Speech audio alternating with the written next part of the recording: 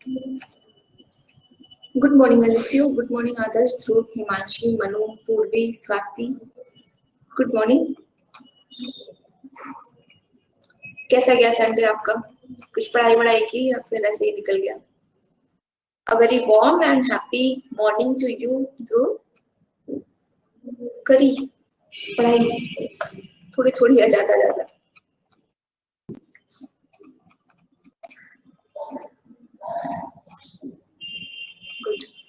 वैसे भी पूरे वीक तो आप लोगों की भी क्लासेस में निकल जाता है. संडे आप लोगों के पास भी बचता है to revise and all, right?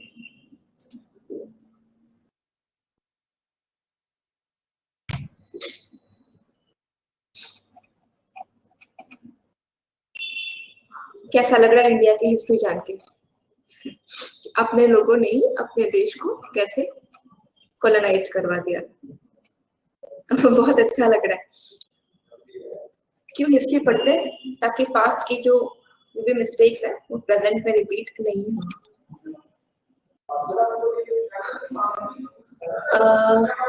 हमने कॉर्नवालिस तक कर लिया था. Is it? कॉर्नवालिस तो कर लिया था. परमानेंट सेटलमेंट भी हो गया था. मैम ये सारे Anglo war against India and against another country remember करना जरूरी है क्या? जो टेबल है आप इस पे फोकस कर लीजिएगा.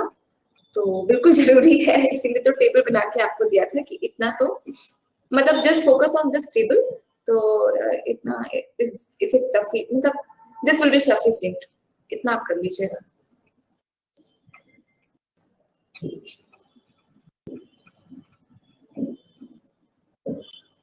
ठीक है, लॉर्ड वेलेस्ली पे आ जाते हैं. इसके पहले का कोई डाउट है तो आप पूछ लीजिए. Any doubt? Ravneet, Riya, Swati, Purvi, Prerna. Okay, सो आ जाते हैं लॉर्ड वेलेस्ली पे.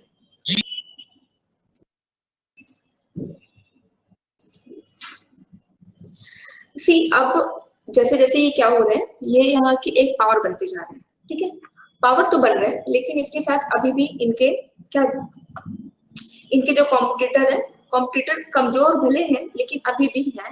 एक अदर यूरोपियन कंपनी और एक इंडियन पावर्स. ठीक है, क्योंकि अभी भी ये क्या है, ये खुद को इंडिया का एक सुप्रीम रूलर नहीं डिक्लेयर कर पा रहे हैं. ये ऐसा नहीं डिक्लेयर कर पा रहे हैं कि अब इंडिया को मैं ही रूल करने वाला हूँ या जो ईस्ट इंडिया कंपनी होगी वो ही मास्टर ऑलमाइटी होगी किसकी, इंडिया की. ठीक है, तो जैसे जैसे गवर्नर जनरल आएंगे वो अपने अकॉर्डिंग पॉलिसी को चेंज करते जाएंगे.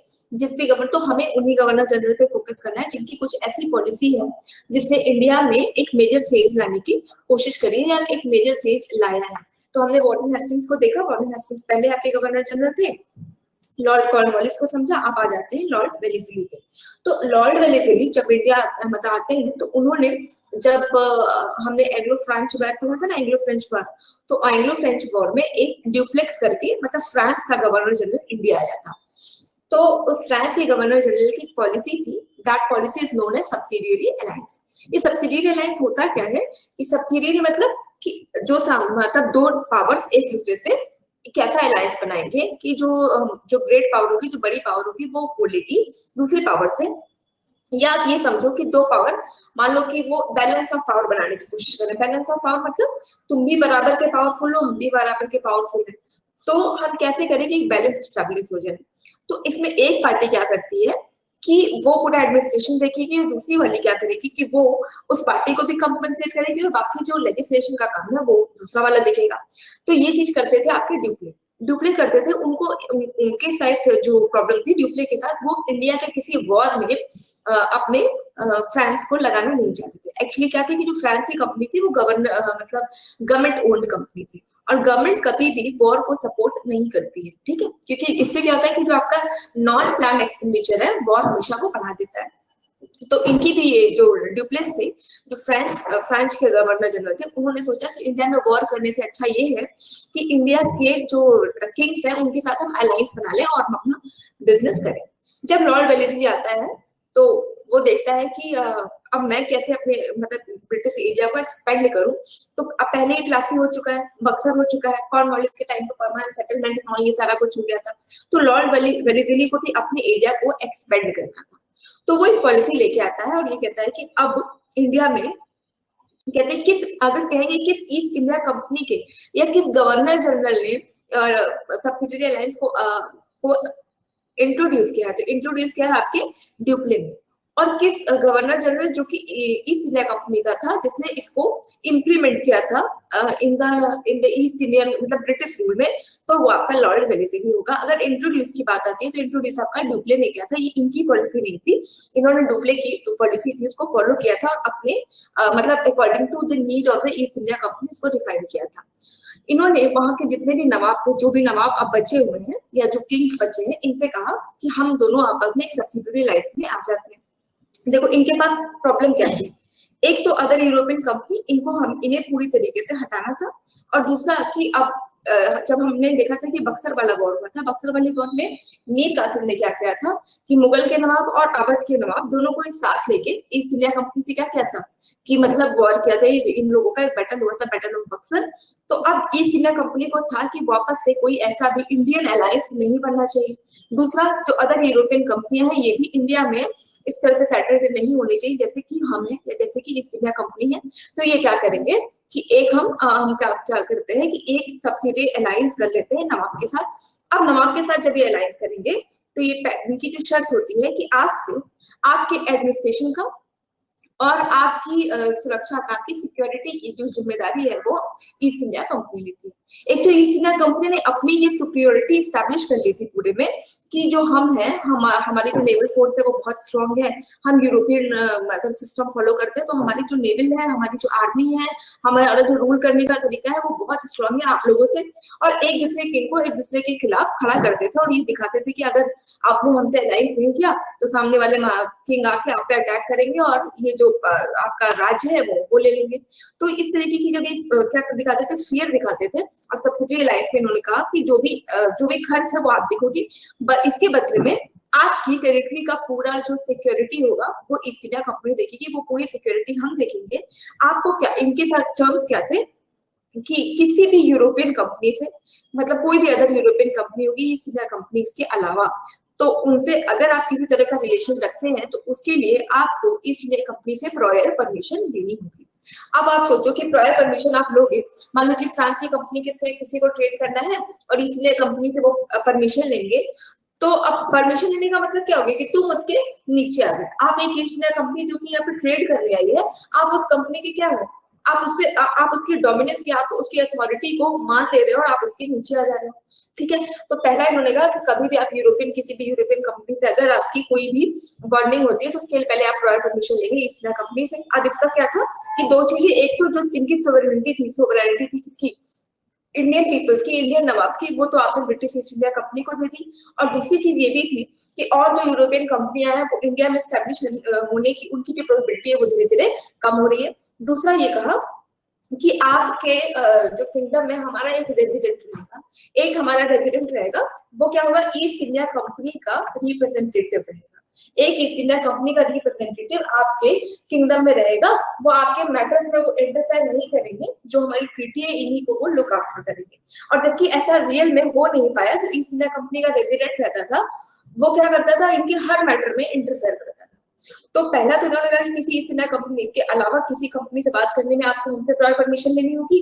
किसी भी इंडियन नवाब के साथ अगर आप अलायंस बना रहे हैं तो उसके लिए भी पहले आपको हमसे परमिशन लेनी होगी।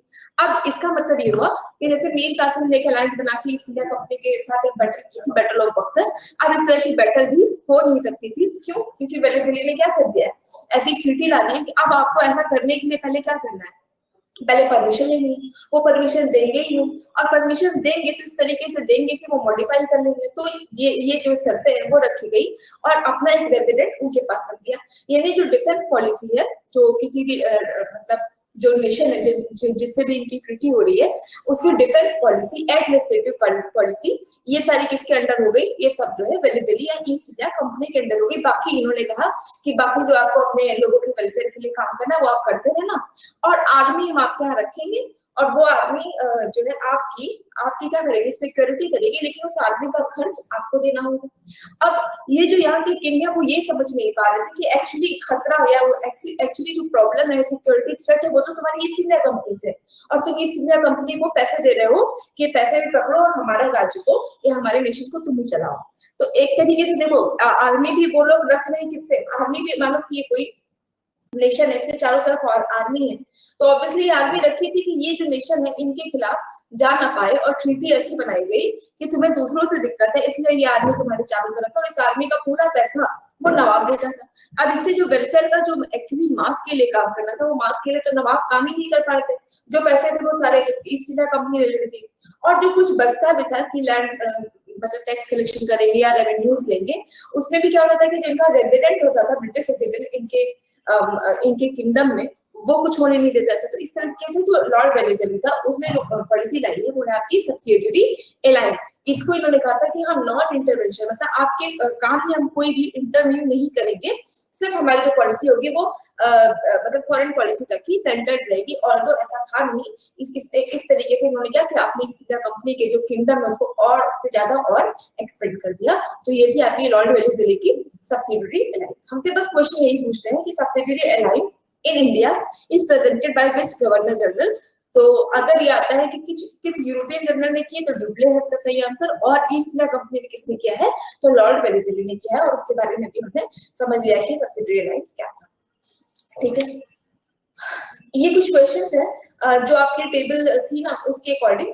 तो can you answer these questions? Who was the British governor general during the first Anglo Mysore war?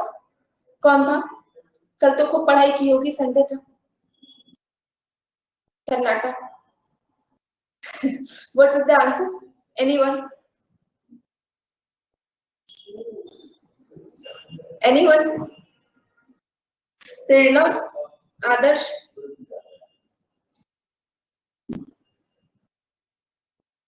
Dhruv, very Dhruv.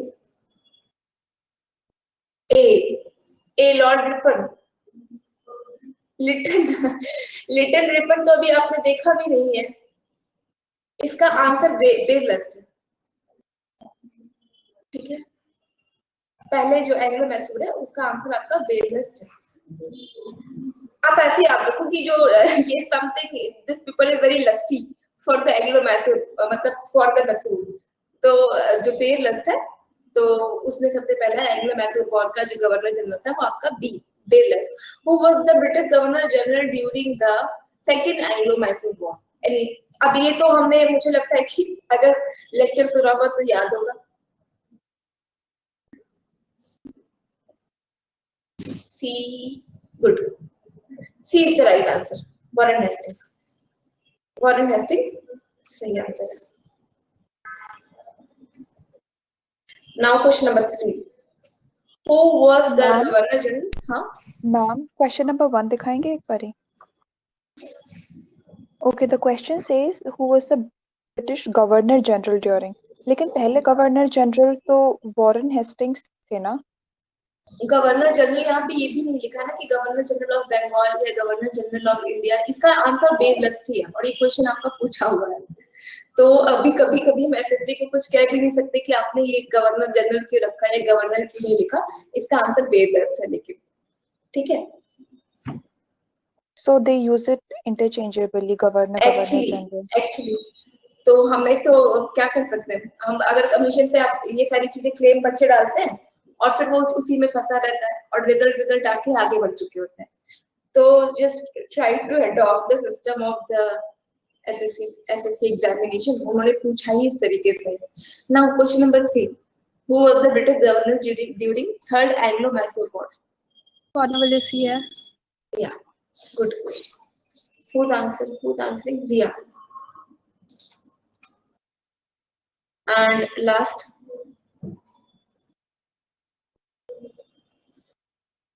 what is the answer of this?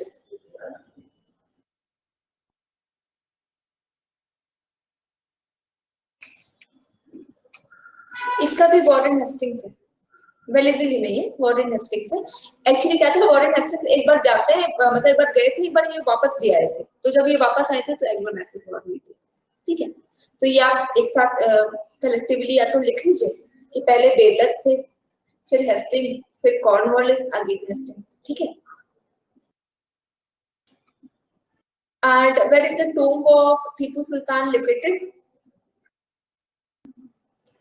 Guess कर सकते हो आप इसको। इसमें से एक ही नेम है जो कि हमने टीपू सुल्तान पढ़ते समय पढ़ा है, तो क्या इसका आंसर लग रहा है आपको? श्रीरंगपट्टनम, श्रीरंगपट्टनम, ठीक है। मेरे पास एक बुक है, उसमें लिखा कि डी होगा फोर्थ वाले का आंसर। किसका? Lord Wellesley. हाँ, फोर्थ एंग्लो मैसूर वॉर। तो आप इसको अभी इसको उसमें रख दीजिए, मैं एक बार देख लेती हूँ एसएससी ने मतलब दूसरे ईयर के पेपर में इसको करेक्ट किया है या नहीं। अगर उन्होंने वेलेस्ली किया होगा तो हम वेलेस्ली करेंगे, ठीक है। एक बार मैं पहले देख लूं कि कमीशन उसको चेंज कर दिया क्या कि नहीं आंसर को, ठीक है। Then only we will see according to that. मतलब यू वोंट बिलीव कि क्या होता है कि यूपीपीसीएस के एग्जामिनेशन होते हैं, तो यूपीपीसीएस एग्जामिनेशन में कुछ तो क्वेश्चन था कि वो गलत पूछा गया था, फिर उसमें क्लेम हुआ कि दिस क्वेश्चन इज रॉन्ग, और मतलब सारा कुछ कमीशन को भेजा गया। 2-3 सालों बाद अगेन वो क्वेश्चन पूछा गया और again with that wrong answer, again से वही क्वेश्चन पूछा गया और वही जो उनका गलत वाला आंसर था उसको फिर से उन्होंने सही करके पूछा था। मैम पीपीटी में भी लॉर्ड वेलेस्ली लिखा है, हाँ, क्योंकि इसका आंसर वेलेस्ली मैं एक बार जो है कंफर्म कर लेती हूँ कि एसएससी ने अपने आंसर शीट में क्लियर किया है या नहीं, तो ही हम इसको वेलेस्ली लेके चलते हैं, ठीक है। अगर नहीं किया होगा तो हम क्या कर सकते हैं, क्योंकि मतलब मैंने एक चीज देखी, यूपीपीसीएस में एग्जाम था, उन्होंने वही गलत आंसर को दोबारा भी सही किया था, उसको लेके भी क्लेम हुआ बट कुछ फायदा नहीं हुआ। एमपीपीसीएस में एक बार ऐसा ही कुछ हुआ कि अगेन वो क्वेश्चन गलत था, जब बहुत ज्यादा प्रॉब्लम हो गई तो उस क्वेश्चन को डिलीट कर दिया गया और ये कहा गया कि सबको इक्वल मार्क्स आप दे दो। तो ये सारी चीजें होती रहती है। I will let me confirm then we will discuss, ठीक है। अब हम आ जाते हैं लॉर्ड डलहौजी पे। कभी कभी तो यही सारी चीजें इतनी प्रॉब्लमेटिक हो जाती है कि एक ही दो नंबर से बच्चे बाहर होते हैं और ये एक ही दो नंबर कमीशन हमारे खराब कर देते हैं। इसीलिए जो है हर सब्जेक्ट पे, हर जितने भी सेक्शन है सब पे फोकस डालना चाहिए, क्योंकि कुछ कह नहीं सकते कि सपोज कि जैसे यहाँ पे मतलब एसएससी का मैंने देखा है बेसिकली क्या होता है कि लोग इंग्लिश और मैथमेटिक्स पे बहुत फोकस डालते हैं कि यही सेव करेगी, लेकिन प्रॉब्लम क्या होती है कि 1-2 नंबर से जब आप बाहर होते हैं तो ये वाले जो सब्जेक्ट्स है वो सेव कर देते हैं। Ma'am if there was a board of revenue formed by Hastings then what was the need of permanent settlement by Cornwallis. तो बेटा बोर्ड ऑफ रेवेन्यू सेटलमेंट था, ठीक है, लेकिन जैसे कि अब हर जैसे जितना भी पॉलिसी कलेक्शन है एक्चुअली होना तो लैंड पे था, तो हर गवर्नर जनरल को क्या करना था, बहुत सारे लैंड को अपनी टेरिटरी में लाना था और एक जो है चीजों को फिक्स करना था। बोर्ड ऑफ रेवेन्यू का काम जो है ये नहीं था कि जाके कलेक्ट करो। अब जो परमानेंट सेटलमेंट से जो जमींदार लाएंगे वो क्या आपके गवर्नर जनरल को थोड़ी ना देंगे, वो देंगे तो बोर्ड ऑफ रेवेन्यू को जो बॉडी बनी हुई है, board of revenue is a kind of body. इसका मतलब ये नहीं था कि वो लैंड पे जाके चीजों को कलेक्ट करेंगे। और ईस्ट इंडिया कंपनी के साथ ये प्रॉब्लम ये थी कि अभी वो इंडिया में पूरी तरीके से स्टैब्लिश नहीं हो पाए थे। क्या पता कि अगर कोई मतलब आप सोचो कि इंडिया तो 1000 लोगों की है, सपोज 1000 लोग इंडिया में रह रहे हैं और सिर्फ 10 लोग हैं जो यूरोपियन। अब ऐसा भी हो सकता था कि ईस्ट इंडिया कंपनी का कोई ऑफिसर जाता और लैंड कलेक्ट करने की बात करता तो सारे फार्मर्स ही उसको मिल के मारते, ये भी हो सकता था, क्योंकि अभी उनको आइडिया नहीं था यहाँ की मास की पावर का। लेकिन जो जमींदार थे तो जमींदार ये जानते थे कि किसान कभी भी उनके अगेंस्ट नहीं बोलेंगे। हालांकि ये भी था कि अगर चाहते तो शायद सारे किसान अगर यूनाइट होते तो जमींदार को मार सकते थे, लेकिन जो ईस्ट मतलब इंडिया रूलर्स के आने से पहले, ईस्ट इंडिया कंपनी के आने के पहले भी जो जमींदार है वो किसानों के हमेशा से क्या थे, माई बाप टाइप के थे। एक आपने स्टोरी सुनी होगी, वो स्टोरी कहती है, जस्ट 2 मिनट, ठीक है। वो स्टोरी कहती है कि एक हाथी का बेबी होता है, मतलब बेबी एलिफेंट होता है। वो बेबी एलिफेंट को जो उसके मतलब जो हाथियों के जो ओनर होते हैं उस ओनर ने लोहे की चेन से बांध दिया, ठीक है। लोहे की चेन से बांधते हैं और उसको रखते हैं। तो जब वो एलिफेंट बड़ा हो जाता है, बहुत बड़ा हो जाता है, तो वो मतलब पूरा ग्रोन अप एलिफेंट हो जाता है, तो अगेन उसको क्या करता है, जो मालिक होता है एक रस्सी से बांध देता है। तो एक विजिटर वहां से जब निकलता है तो विजिटर पूछता है कि इतना बड़ा हाथी तुमने एक छोटी सी रस्सी से बांधा है, तो क्या हाथी तो इस रस्सी को जब चाहे तोड़ दे। तो वो जो हाथी का ओनर होता है वो उनको बोलता है कि जब ये बेबी था तो इसके मन में मैंने ये चीज बैठा के रखी है कि तुम बंधे हो और इस बंधन से कभी भी निकल नहीं सकते। ठीक है। अब इसके माइंड में ये चीज फीड हो चुकी है कि ये मेरे पैर का बंधन है, जिससे मैं कभी, जब ये छोटा था तो इसने बहुत तोड़ने की कोशिश की, बार बार निकलता था, बार बार जाता था, बार बार गिरता था, उसको चोट लगती थी। अब जब ये बड़ा हो गया बचपन से लेके आज तक, तो आज ये अपनी पावर को क्या कर चुका है, पूरी तरीके से भूल चुका है कि जो मतलब सॉफ्ट सी रस्सी है, इसको भी ये तोड़ के कभी नहीं जाएगा। तो यही चीज किसानों के साथ भी थी। हमेशा से क्या था कि वो लैंड रेवेन्यू देते देते देते देते और जमींदारों के अंडर रहते रहते उन्हें ये हैबिट हो चुकी थी कि ये ही हमारे मालिक है। अब अगर बोर्ड ऑफ रेवेन्यू का कोई पर्सन या ईस्ट इंडिया कंपनी खुद कहीं जाती तो शायद जो किसान है वो उसके अगेंस्ट यूनाइट हो सकते थे, लेकिन जिनके सब्जुकेशन में रहने की इनको हैबिट हो चुकी थी, इनके अगेंस्ट ये कभी भी नहीं जाएंगे। इसलिए जब आप बाद में भी रिवॉर्ड्स देखोगे तो बाद के भी रिवॉर्ड्स बाद में इन्होंने कैसे किए हैं कि मतलब जब इनको अपनी पावर का रियलाइजेशन होने लगा, कुछ लोग आएंगे, इनके बीच के लीडर्स होंगे, इनको उठाएंगे, तो पहले जो रिवॉर्ड होगा ये इन्हीं जमींदारों के लिए या इन्हीं मतलब जो कहते हैं कि जिनके लिए ये सब्जुकेट होते थे उनके अगेंस्ट पहले ये करेंगे और ये कहेंगे ईस्ट इंडिया कंपनी की जो महारानी है, हम महारानी की प्रजा है, हम जमींदार के अंदर नहीं रहेंगे, हम महारानी के अंदर रहेंगे। ठीक है, तो ये सारी चीजें होती हैं। समझ में आया कनीनिका? कनीनिका क्लियर हुआ? अब हम आ जाते हैं डॉक्ट्राइन ऑफ लैप्स पे। ये डॉक्ट्राइन ऑफ लैप्स आपने बहुत सुना होगा क्योंकि वो झांसी की रानी की जो स्टोरी है वो बहुत फेमस है और that is it is famous for the doctrine of lapse. ठीक है, ये डॉक्ट्राइन ऑफ लैप्स क्या होता है? अब देखिए जो गवर्नर जनरल आ रहा है ये है लॉर्ड डलहौसी, और ये सबसे ज्यादा अगर एम्बिशियस पर्सन और ऐसा पर्सन जिसने मैक्सिमम कहते हैं कि रिफॉर्म लॉर्ड डलहौसी ने किया है। इंडिया में सबसे ज्यादा रिफॉर्म करने वाले एक तो कॉर्नवालिस है, दूसरे आपके लॉर्ड डलहौसी है। और जब लॉर्ड डलहौसी आता है तो ये अभी तक क्या हो रहा है, चाहे से आपके हेस्टिंग्स हो, कॉर्नवालिस हो, वेलिस्ली हो, कभी भी इन्होंने रूलर बनने की कोशिश नहीं की है। ये क्या कर रहे हैं, या तो अपना रेजिडेंट बिठा रहे हैं या ऐसा कर रहे हैं कि मतलब नवाब को अभी भी बना के इन्होंने रखा है, पूरी तरीके से नवाब को हटा नहीं रहे हैं। अब लाल डलहौजी जब वो आएगा, लाल डलहौजी आता है तो लाल डलहौजी को पता है कि अब कोई भी जो पावर है वो हमें हटाने वाली इंडिया में नहीं बची है। एक तो इसकी जो पॉलिसी थी वो ऐसी थी कि मतलब इसको कोई प्रॉब्लम ही नहीं थी, कोई डर नहीं था कि रिवोल्ट हो जाएगा तो मैं क्या करूंगा। और इसी की जो पॉलिसी है बाद में किसको लीड करती है, आपके 1857 के रिवोल्ट को, इतनी जो है एक्सट्रीमिस्ट पॉलिसी थी। ठीक है, तो पहली जो पॉलिसी मतलब इन्होंने इनकी जो पॉलिसी थी वो ये थी कि इंडिया में आप जानते हो कि जो किंग्स हैं वो बहुत सारी शादियां किया करते थे। ठीक है, तो अभी मैरिज का एक पर्पस ये भी था कि जिनसे भी इनकी मैट्रिमोनियल अलायंसेस हो जाते थे वो कभी भी इनके अगेंस्ट नहीं आ सकते थे। ठीक है, तो वो दोनों जो किंगडम्स है वो यूनाइट हो सके, इसलिए भी ये लोग मैट्रिमोनियल अलायंस किया करते थे। दूसरी प्रॉब्लम ये भी थी कि कभी कभी मतलब क्या होती थी कि जिनके अपने हायर्स नहीं है, ठीक है, जिनके अपने बेटे नहीं हो पाते हैं, तो वो लोग जो ये मतलब बिफोर ईस्ट इंडिया कंपनी ऐसा भी हमारे इंडिया में सिस्टम था कि अगर हमारी कोई हायर्स नहीं है, और फिर राजाओं की शादी भी बहुत देर से होती थी तो महारानियां मर गई, मतलब different kind of things are there. तो ये भी था कि हम एक किसी उत्तराधिकारी को या अपने हायर्स को जो ये लोग क्या करते थे, अडॉप्ट कर लेते थे, और वो जो अडॉप्टेड सन होगा फिर वो अगला रूलर होता था।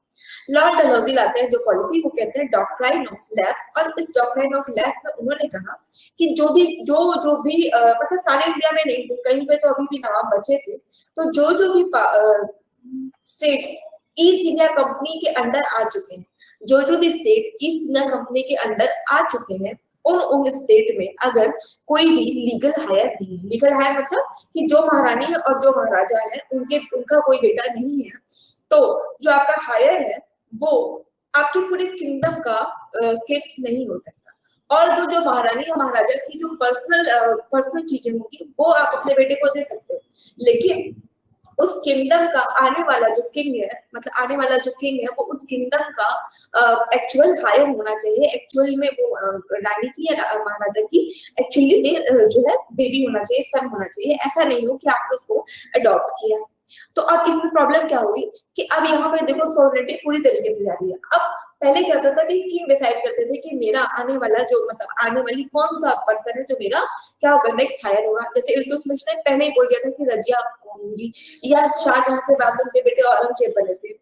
औरंगजेब के बाद आपने देखा कि वो मोहम्मद शाह, फर्रुख, मतलब डायनेस्टी में ही चीजें रहती थी। और ये भी जिनके हायर्स होते थे वो भी ऐसा नहीं था ये किसी को भी नहीं मिलते थे, वो ऑल द फैमिली का ही कोई पर्सन होता था।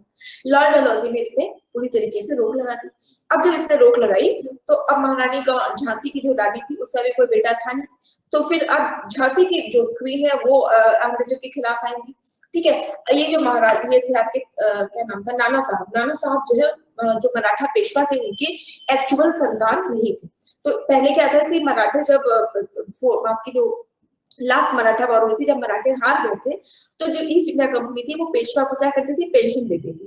ठीक है कि मतलब ठीक है अभी भी आपकी सोलिडिटी हम बना के रखनी है, आपको पेंशन देंगे। लेकिन जब डॉक्ट्राइन ऑफ लैप्स आया तो ये पूरी तरीके से जो ये डलहौजी है वो पूरा एक्सपेंशन कर रहा है बिना किसी हेजिटेशन के कि मतलब मुझे महाराज की पोस्ट बना के रखनी है या किंग का बना के रखना है या मास मेरे अगेंस्ट रिवोल्ट कर देगा। इसने ये सब कुछ नहीं सोचा। इसने कहा कि मराठे का जो मराठे पेशवा है आप उनके लीगल जो है सर नहीं है, अगर आप लीगल सर नहीं तो हम उनको पेंशन नहीं देंगे। ठीक है, तो ये सारे लोग आ गए इनके अगेंस्ट में, और जब अगेंस्ट में आते हैं तो मतलब कि ये सारे लोगों को तो अब ये अच्छा नहीं लगेगा। तो महारानी जो झांसी की है वो झांसी की महारानी लड़ेंगी किसके लिए, अपनी झांसी के लिए। दूसरी तरफ एक और जो अवध के नवाब थे, जब अवध के नवाब की डेथ हो जाती है तो उनकी वाइफ थी बेगम हजरत महल, और ये अपने बेटे किरजिस कातिब को अवध का नवाब बनाना चाहती थी। ये भी क्या थे, इनके लीगल हायर नहीं थे।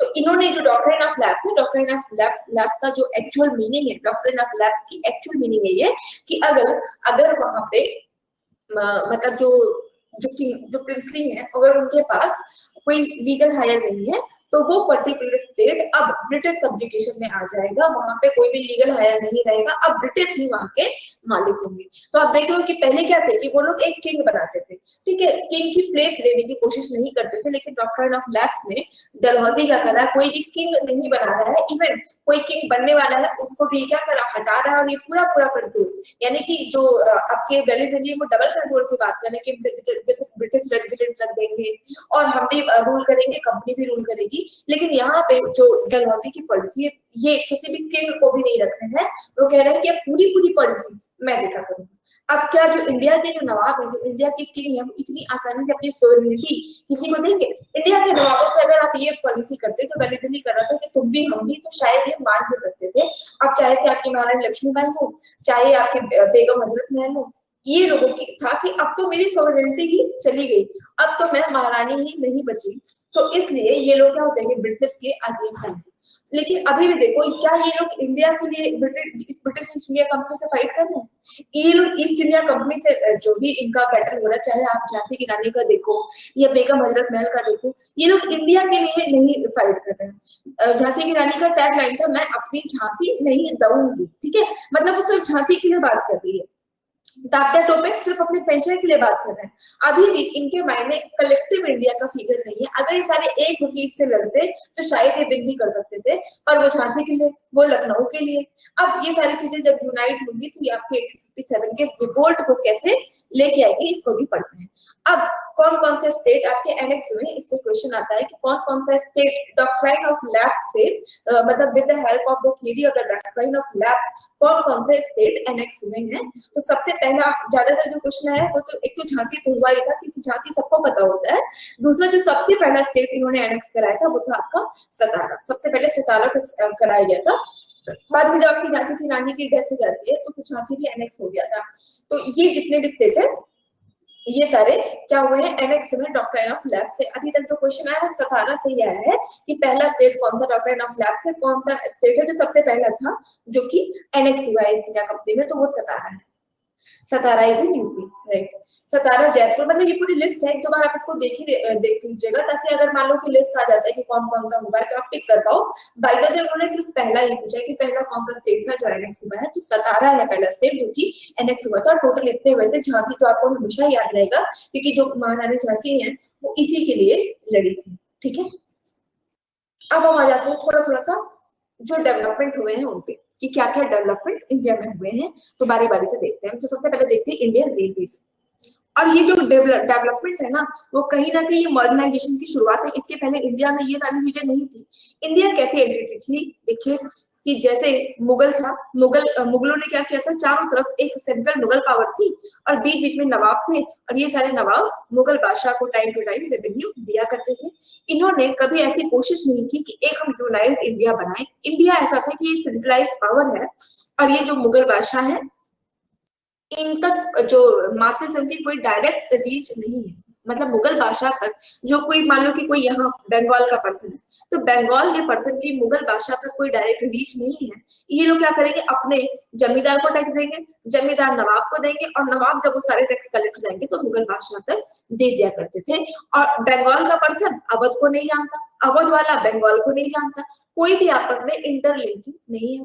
ब्रिटेन आएगा, ईस्ट इंडिया कंपनी आती है, तो ईस्ट इंडिया कंपनी इंडिया के भले के लिए तो नहीं, लेकिन अपनी पॉलिसी को या अपनी चीजों को मतलब ज्यादा मार्केट लेने के लिए ये कुछ रिफॉर्म करेगी। और दो ये इनके लिए ही थे, लेकिन ये कैसे 1857 में हमें हेल्प करेंगे, अब हम इसको देखते हैं। तो पहला हुआ आपका एवोल्यूशन ऑफ रेलवे। जैसे मैंने आपको बताया कि ये सारा जो मेन काम किया है वो आपकी लॉर्ड डलहौजी ने किया है।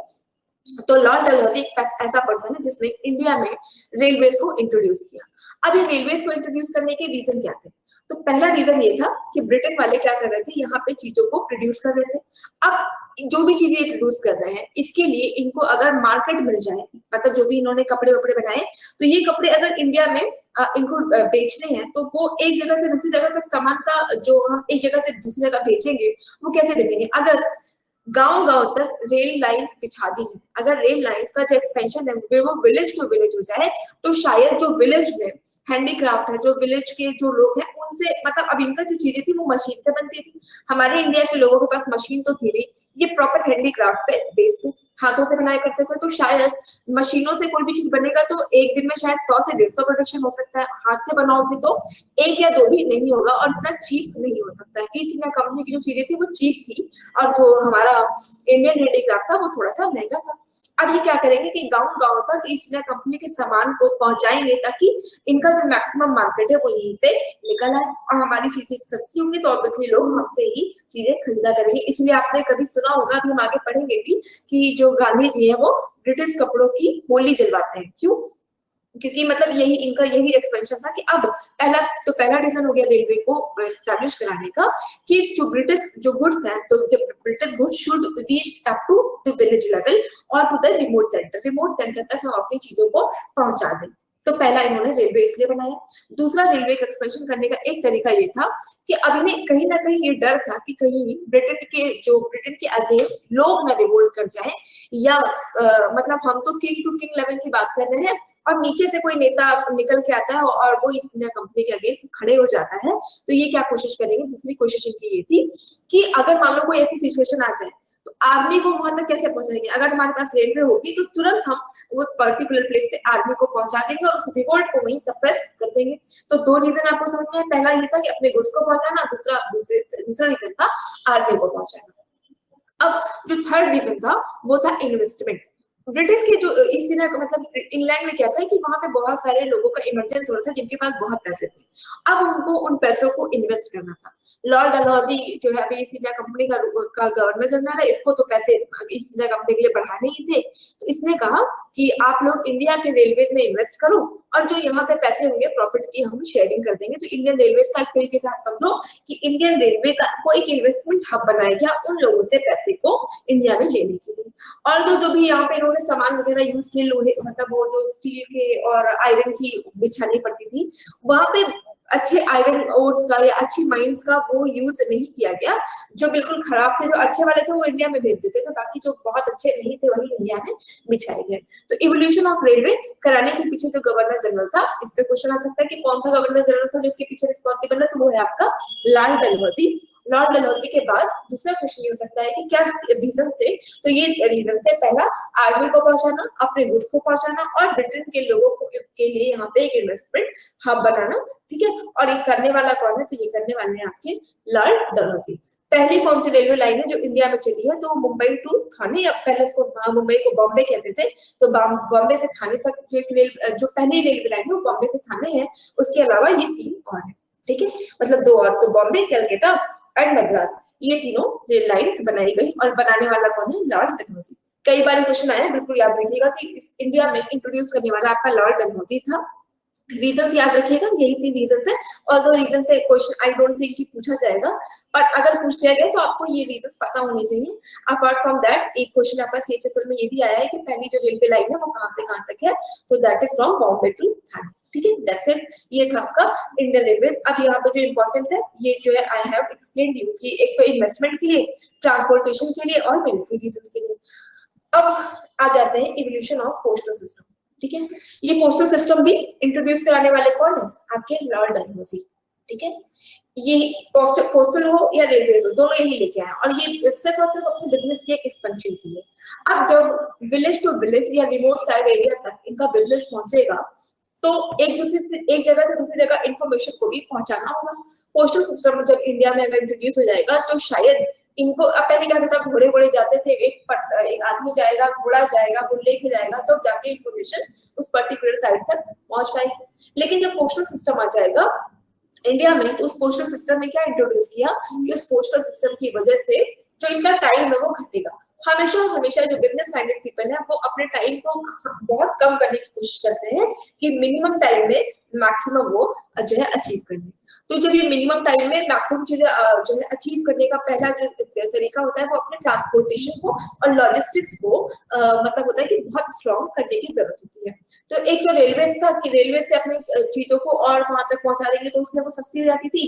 और दूसरा इंफॉर्मेशन था कि कुछ भी मान लो जो ईस्ट इंडिया कंपनी है कि जो मेन है जैसे आपकी गवर्नर जनरल है या उनको कभी भी नीचे की जो लोअर सबऑर्डिनेट्स हैं उन तक कोई भी इंफॉर्मेशन देनी है, उनको कोई ऑर्डर देना है, कोई भी डायरेक्शन देनी है, उसके लिए वो लोग पोस्टल का यूज कर सके। तो इंडिया में पोस्टल सिस्टम क्या इंट्रोड्यूस कराया गया? लॉर्ड डलहौजी के थ्रू। ठीक है, तो दो बातें हमने समझी, एक तो इन्होंने इंट्रोड्यूस कराया रेलवे और दूसरा इंट्रोड्यूस कराया आपका पोस्टल सिस्टम। अभी इसका जो ये था, इसका जो टिकट लगाई जाती है ना, तो हाफ आना इसका जो चार्ज था वो हाफ आना का पोस्टल स्टैंप लगता था। उसके बाद आप ऑल ओवर द कंट्री कहीं पे भी अपना जो भी पर्टिकुलर चीज है वो भेज सकते हैं with the help of the half आना स्टैम्प। ठीक है, तो ये जो है इंडिया में ये क्या करते हैं, इसको इंट्रोड्यूस कराते हैं। पहले क्या था, इंडिया में या तो हॉर्सेस के थ्रू भेजते थे और दूसरा अगर एक जो सिस्टम था वो भी ऑल इंडिया को कनेक्ट नहीं करता था। जो मुगल टाइम के पास जो सिस्टम था वो इतना ब्रोकन था कि वो मतलब इस तरीके से नहीं चल पाता था जिस तरीके से डलहौजी इंडिया में एक्चुअली इंट्रोड्यूस करा दिया था। ठीक है, तो जो हमारा सिस्टम था वो ऐसा भी मतलब इतना सेफ चीजें हम नहीं भेज सकते थे कि वो पोस्टल के थ्रू चली जाए। ऐसा भी हो सकता था वो बीच में खत्म हो जाए और ऑर्गेनाइज्ड नहीं था। इन्होंने क्या किया, ऑर्गेनाइज्ड वे में जैसे कि ऑफिस बनाया, जैसे कि यहाँ से कोई भी चीज जाएगा किस पर्टिकुलर ऑफिस में जाएगा, ऑफिस से वो सारी चीजों को क्या करेंगे, अलग अलग सेग्रीगेट करेंगे और सेग्रीगेशन के बाद ये दूसरे प्लेस पे भेजते थे। लेकिन जब ऑर्गेनाइज वे में पहले क्या था, वो अनऑर्गेनाइज था कि वो कहीं में पहुंच रहा है नहीं पहुंच रहा है, इसकी भी कोई गारंटी नहीं है। और जब स्टैंप लग जाएगा, किसी भी चीज का स्टैंप लग जाएगा तो ये हो जाता है कि हाँ अब इसको गवर्नमेंट ने अपने अंडर ले लिया है, अब तो ये पक्का जाएगा ही जाएगा। तो इन्होंने क्या किया, स्टैंप डाल दिया और स्टैंप से क्या हो गया, उस चीज का से इनको कुछ पैसे भी मिलने लगे और दूसरा ये भी हो गया कि हमें हमारी भी मतलब लोगों की भी रिलायबिलिटी बढ़ गई कि अब तो मैंने भेजा है, अब ये आराम से जो भी हमारा डिसाइड डेस्टिनेशन है वहां तक चीजें पहुंच जाएगी। तो पहला हो गया आपका रेलवे, दूसरा हो गया पोस्टल सिस्टम।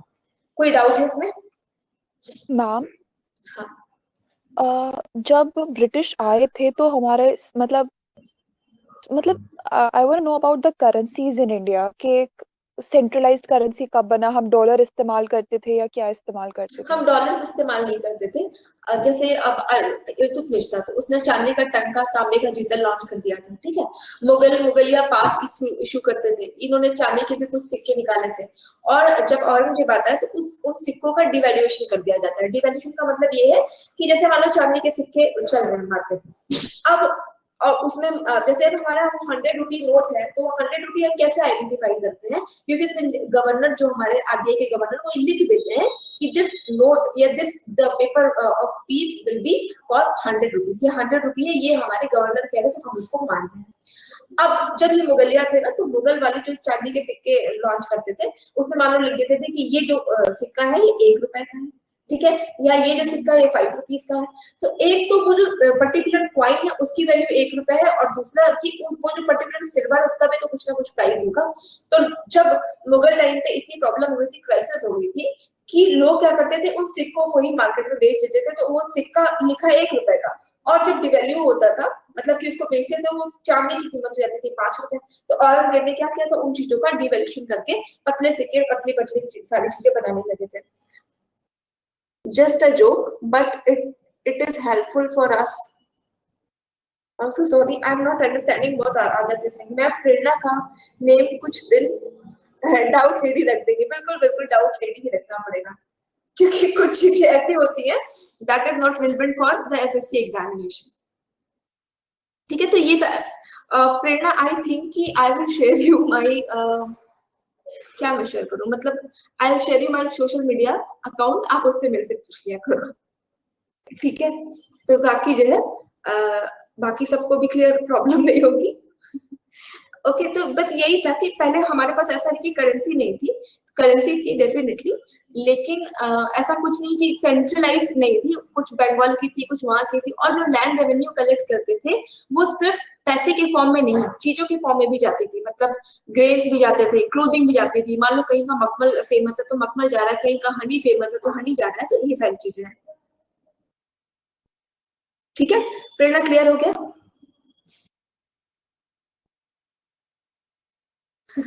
हाँ अच्छी बात है। नहीं एक्चुअली क्या होता है ना कि कभी कभी क्लास में जब हम पढ़ते हैं तो हो सकता है कि कोई चीज हमारे एग्जाम के लिए रिलेवेंट नहीं हो, ऑल्दो कि वो एग्जाम के लिए रेलेवेंट नहीं है, लेकिन जब हम पढ़ते हैं ना, क्योंकि ऐसा होता है कि हम मतलब ऐसा नहीं कि आप लोग हिस्ट्री नहीं जानते हो, आप सारे लोग जानते हो कि इंडिया कैसे कॉलोनाइज हुआ था, ये हमने इंडिपेंडेंस हमें कैसे मिली है, ठीक है, तो हम सारे जानते हैं, लेकिन जब हम डिटेल्ड वे में उसको पढ़ना शुरू करते हैं, आई एम सो सॉरी कि मतलब अगर आप थोड़ा सा तो अदरवाइज मत लीजिएगा, लेकिन स्कूलिंग सिस्टम इंडिया की ऐसी है कि वो एक्चुअल जो टेक्स्ट है जो बच्चों को एक्चुअल जानना चाहिए वो कभी इंडिया के स्कूलिंग सिस्टम हमें बताती ही नहीं है। तो जब हम with the help of coaching या जब with the help of the competitive examination हम एक्चुअल जानने की कोशिश करते हैं कि ऐसा हुआ था, तो हम बहुत अच्छे से उस चीज को कनेक्ट कर पाते हैं, और जब हम कनेक्ट कर पाते हैं तो ही हमारे डाउट्स बढ़ जाते हैं कि अच्छा ऐसा नहीं हुआ होगा, ये मतलब फॉर द मतलब just I am sharing with you all कि जब मैं पढ़ रही थी तो मुझे लगता था कि काश कि बस पैदा हो जाओ और सारे किंग्स को एक एक थप्पड़ लगा दो कि ऐसे तुमने क्यों किया, हम तुम्हारी वजह से इतना हमने सफर किया, तो वो सारी चीजें क्या होती है एकदम से आती है दिमाग में, क्योंकि अब हमें एक्चुअल चीजें पता चली है ऐसा हुआ, तो वो सारी चीजें क्या करती है डाउट्स को रेज करती है कि ऐसा तो नहीं था या ऐसा था तो क्यों नहीं था, तो ये सारी चीजें होती हैं, so I can understand that's why हम लोग भी कहते हैं ना कि लाइक ब्रिटिशर्स ने बहुत साइकोलॉजिकली बहुत ज्यादा मेंटली बहुत ज्यादा ही उन्होंने वो कर दिया सबको हाँ अपनी कैसे किया मतलब, हाँ बिल्कुल, तो वो सारी चीजें क्यूरियोसिटी ला देती हैं कि अच्छा इन्होंने ऐसा ऐसा कर दिया, और हमारे यहाँ के लोग पागल थे कि जो इनकी बातें समझ रहे थे और सुन रहे थे, तो मतलब ये सारी जैसे चीजें तो चलो लड़ाई वड़ाई किए या जो भी किए, लेकिन इन्होंने मेंटली इतना ज्यादा वीकन कर दिया और पूरे इंडिया में राज किया इतने सालों तक। कैन हाँ, से वेरी स्मार्ट। तो मतलब रहता है ना कि एक मुट्ठी भर लोगों ने इतने सारे लोगों पे रूल कर लिया, और यहाँ के सारे लोग क्या थे उस रूल को बिल्कुल एक्सेप्ट कर रहे थे कि ठीक है तुम आओ और हमको सुपरवाइज करो और हम आपके हिसाब से चलेंगे, ठीक है, तो बिल्कुल जब कोई पूछता है तो वो आई कैन अंडरस्टैंड कि अभी तो आपका कम है। मुझे तो समझ में नहीं आता ये ब्रिटिश ब्रिटेन में बच्चे पढ़ते होंगे कि ये लोग ऐसा सब काम करते थे। अगर अभी आप शशि थरूर की डिबेट हुई है, शशि थरूर का नाम सुना है आप लोगों ने? हाँ हाँ। तो शशि थरूर अभी ऑक्सफोर्ड में उनकी डिबेट हुई, तो वहां पे जो ब्रिटेन के लोग हैं तो वो ब्रिटेन के लोगों को ये पता है कि हम लोग इतने ग्रेट थे कि आज जो इंडिया जैसे नेशन में खड़े हो रहे हैं, इसके पीछे हमारी महानता है, हमारी ग्रेटनेस है कि तुम जैसे जंगली लोगों को हम एटिकेट सिखा के गए। तो शशि थरूर ने वो डिबेट बोली है और उन्होंने इंडिया का इतना इतना सुपर तरीके से इंडिया की सारी चीजों को रखा है कि कैसे तुम लोगों ने हमारे इंडिया को पूरी तरीके से डिस्ट्रॉय किया है, डैमेज किया है। और उस स्पीच के बाद यू वोंट बिलीव कि जो ब्रिटेन की पार्लियामेंट थी ऑक्सफोर्ड के लोग जो लोग थे उन्होंने क्लैप किया शशि थरूर के लिए, स्टैंडिंग ओवेशन दिया है, मतलब अपने अगेंस्ट चीजें उन्होंने सुनी है, इतने सॉलिड पॉइंट्स उन्होंने रखे हैं शशि थरूर ने, बहुत अच्छे से इंडिया को रिप्रेजेंट किया, इवन दो नरेंद्र मोदी ने भी उनको प्रेज किया था उस चीज के लिए। He was asking them to pay us back such a हाँ एक्चुअली वो हर चीज उसने बोला है। मुझे तो ठीक है, लगता है वहाँ टेक्स्ट बुक्स में बच्चों को पढ़ाना चाहिए कि देखो भाई क्या क्या किया है तुम लोग के देखो ब्रिटिश हर मतलब एक्चुअली जो चीजें ने। क्या होती हैं कि मतलब कुछ चीजें बिहाइंड द कर्टन होती हैं, ठीक है, जैसे मतलब just for your interest I am sharing कि जैसे at present I am pursuing my research in international relation. तो इंटरनेशनल रिलेशन क्या कहता है कि एक नेशन दूसरे नेशन से हम कैसे रिलेशन बनाते हैं, तो this things is dealt in the international relations, ठीक है। तो उसमें एक चीजें मैंने देखी कि कई चीजें होती है वो बिहाइंड द कर्टन होती है जिसके बारे में एक्चुअल मासेस को पता नहीं होता, ठीक है, तो उनको हम छिपा के रखते हैं।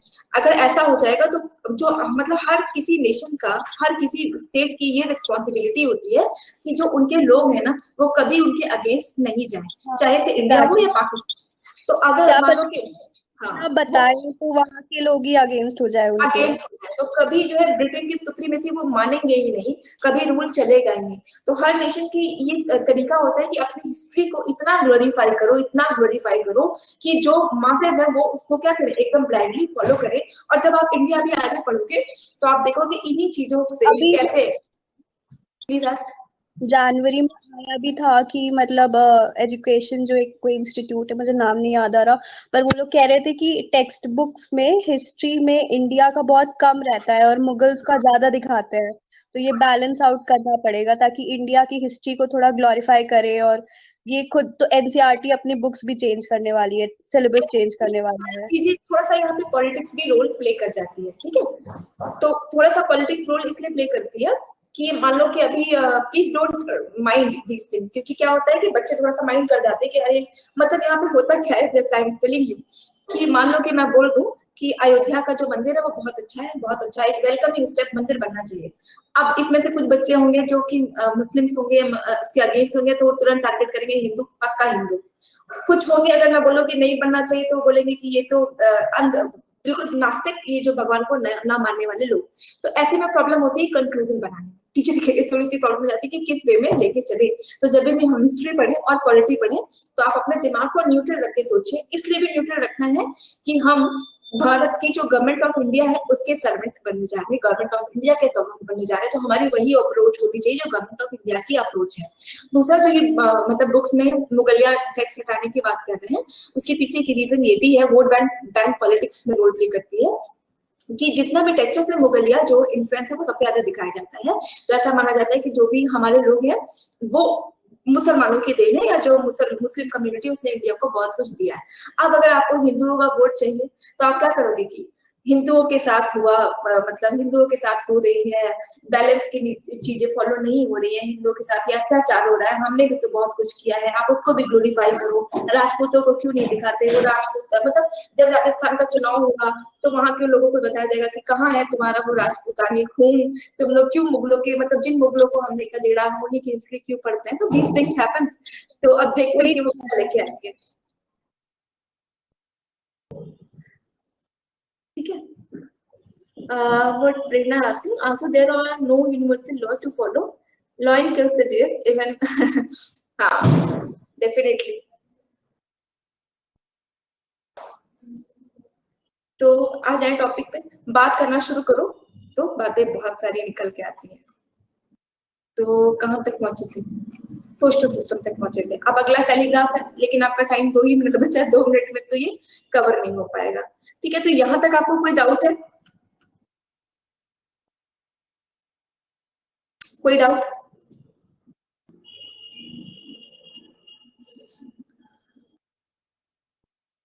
अब हम इसको देखेंगे। पोस्टल के बाद में आपके टेलीग्राफ के लिए क्या क्या सारी चीजें हुई है। टेलीग्राफ के बाद फिर आपके रोडवे के लिए क्या हुई, सिविल सर्विसेज कैसे मतलब आई है, और ये सब लोग कैसे कलेक्टिव रोल प्ले करेंगे आपकी 1857 के रिवोल्ट के लिए, ठीक है। कहीं ना कहीं जो चीजें ब्रिटेन ने अपने फेवर के लिए यूज करने के लिए, मतलब एक वो है ना 100 सोनार की तो एक लोहार की, अब इस 100 सोनार का तो हो चुका है, एक लोहार भी आएगा, 1857 का रिवोल्ट होगा। लेकिन और तो वो रिवोल्ट सक्सेसफुल नहीं हो पाता है, उसके पीछे के भी रीजन देखने हैं। 1857 का रिवोल्ट क्यों हुआ है उसके पीछे के रीजन देखना है।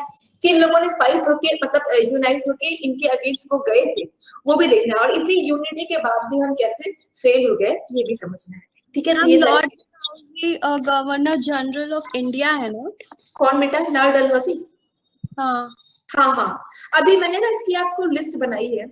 तो ये जैसे हमारा 1857 का रिपोर्ट करा देते हैं, पहले 1857 का रिपोर्ट करा देते हैं, उसके बाद I will share those list to you, ताकि आपको कभी इस चीज को लेके कंफ्यूजन नहीं हो, ठीक है। अभी तो आप लोगों को थोड़ा सा मतलब अभी तो मुझे लगता है कि थोड़ा इंटरेस्टिंग कम है सब्जेक्ट। जैसे ही आपके गांधी जी आएंगे तो एक एक कैरेक्टर से आप सारे फैमिलियर हो, गांधी से भी, नेहरू से भी, सुभाष से भी। तो फिर तो ऐसा मतलब कुछ कुछ पॉलिसी पढ़ के आपको लगेगा कि अरे यार गांधी जी ने ऐसा क्यों किया, कुछ पढ़ के लगेगा कि मतलब ये कैसी पॉलिसी थी, बिल्कुल बेकार थी, ये अहिंसा को तो बिल्कुल मानना ही नहीं चाहिए, अहिंसा के चक्कर में हमें इतना ढीला हो गया, इससे अच्छा तो हिंसा ही कर लेते, नॉन वायलेंस करने की क्या जरूरत थी। तो ये सारी चीजें भी आपको डेफिनेटली फील होगी, पर आपको इंटरेस्ट ही बना के रखना है, तभी आपको हिस्ट्री याद रह पाएगी। जितना ज्यादा हम कनेक्ट करते हैं सब्जेक्ट से, उतना ही ज्यादा क्या करता है, मगअप नहीं करना पड़ता है। और वैसे भी आपके पास कमी नहीं है मगअप करने की, बहुत सारी चीजें जो सब कुछ ही रटना है, तो मैक्सिमम चीजें कोशिश हमें क्या करनी है कि एक स्टोरी बनाने, मतलब फैक्ट को फूलों की तरह रखो, जैसे गार्लैंड में फ्लावर्स होते हैं ना, तो कि गार्लैंड तभी कंप्लीट होगा जब फ्लावर्स होंगे, तो हम कलेक्टिव वे में स्टोरी जानते रहेंगे और फैक्ट उन फ्लावर्स की तरह है जो उस गार्लैंड में जगह जगह पे लगे हैं। तो हमें फैक्ट को कभी भी मगअप नहीं करना पड़ेगा, कोशिश करनी है कि मगअप ना करना पड़े और हम बाय द एलिमिनेशन अपने ऑप्शन तक पहुंच जाए। ठीक है, लर्न भी ना करना पड़े, चीजें भी आती हैं। और apart from SSC I can I am very very sure कि आप और भी एग्जाम्स भी देते ही होंगे। लाहौर मंगल पांडे होगा क्या? लाहौर तो नहीं है, वो उनका तो कौन सी छावनी थी, बैरकपुर कुछ करके था उसका, रंगून एंड लोहार बोला।